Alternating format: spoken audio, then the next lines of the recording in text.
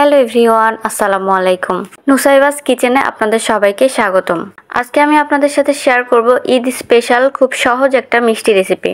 এটা হচ্ছে গুঁড়া দুধ এবং ডিম দিয়ে বানানো একটা মিষ্টি। এটা খুব অল্প সময়ের মধ্যে তৈরি করা যায় আর খেতেও অনেক মজা হয়। তো চলেন শুরু করি আজকের রেসিপি। মিষ্টি তৈরির জন্য এখানে আমি 200 গ্রাম গুঁড়া দুধ নিয়েছি। সাথে দিয়ে দিচ্ছি হাফ চা চামচ পরিমাণ বেকিং পাউডার। এরপরে দিয়ে দিলাম 1 টেবিল চামচ পরিমাণ সয়াবিন তেল। সাথে দিয়ে দিলাম 2 চামচ পরিমাণ চিনি। মিষ্টিটা আপনারা আপনাদের টেস্ট অনুযায়ী বাড়িয়ে বা কমিয়ে দিতে পারেন। এরপরে আমি দিয়ে দিচ্ছি একটা ডিম। ডিমটা অবশ্যই রুম টেম্পারেচারে থাকা ডিম হতে হবে। ফ্রিজের ডিম দিয়ে বানালে মিষ্টিটা ভালো হবে না। এখন আমি সবগুলো উপকরণ ভালোভাবে হাত দিয়ে মাখিয়ে নিচ্ছি। এই কাজটা একটু সময় নিয়ে আস্তে ধীরে করতে হবে, তাড়াহুড়া করা যাবে না। এই রেসিপিতে আমি 2টা ডিম ব্যবহার করেছি। প্রথমে আমি একটি ডিম দিয়ে ভালোভাবে মাখিয়ে নিয়েছি, পরে আমি আরও একটি ডিম দিয়ে আবারও ভালোভাবে মাখিয়ে নিচ্ছি। মিশ্রণটা মাখানোর একটা পর্যায়ে দেখা যাবে আঠালো হয়ে আসবে, হাতের সাথে লেগে আসবে, তখন বুঝতে হবে মিশ্রণটা মাখানো হয়ে গিয়েছে। একটা ঢাকনার সাহায্যে ঢেকে রেস্টে রেখে দিলাম 10 মিনিটের জন্য। এখন চুলায় আমি একটি পাতিল বসিয়ে দিয়েছি, সেখানে আমি 2.5 কাপ পরিমাণ দুধ নিয়েছি। এরপর দিয়ে দিচ্ছি পরিমাণ মতো চিনি। আপনারা আপনাদের স্বাদ অনুযায়ী চিনি দিয়ে দিতে পারেন। দিয়ে দিচ্ছি 3টি এলাচ। এলাচ দিলে খুব ভালো একটা ফ্লেভার আসবে।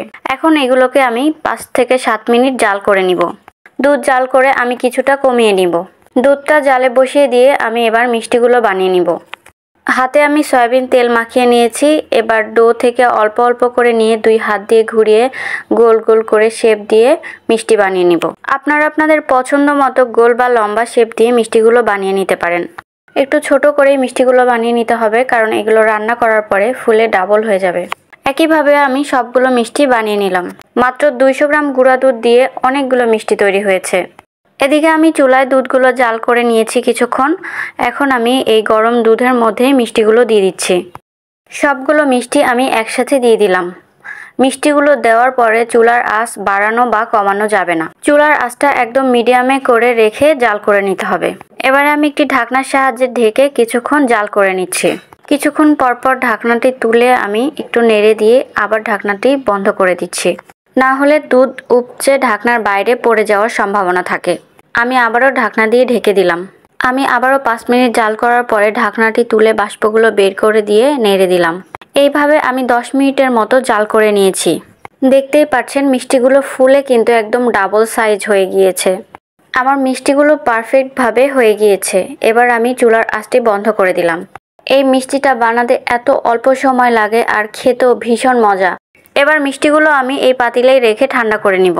ছানার মিষ্টির থেকে গুঁড়া দুধের মিষ্টির টেস্টটা কিন্তু একটু আলাদা হয়। তবে ছানা কাটার ঝামেলা এড়াতে চাইলে এভাবে 1 প্যাকেট গুঁড়া দুধ দিয়ে খুব সহজেই বানিয়ে ফেলতে পারেন এই সুস্বাদু মিষ্টি। আমার এই রেসিপিটি কেমন লাগলো অবশ্যই কমেন্ট করে জানাবেন। আর এই ঈদে খুব সহজেই বানিয়ে ফেলুন এই সুস্বাদু মিষ্টি। আশা করছি বাসার সবাই অনেক পছন্দ করবে। আজকের ভিডিওটি এখানেই শেষ করছি। দেখা হবে নতুন কোনো ভিডিওতে। সে পর্যন্ত সবাই অনেক ভালো থাকবেন। আল্লাহ হাফেজ।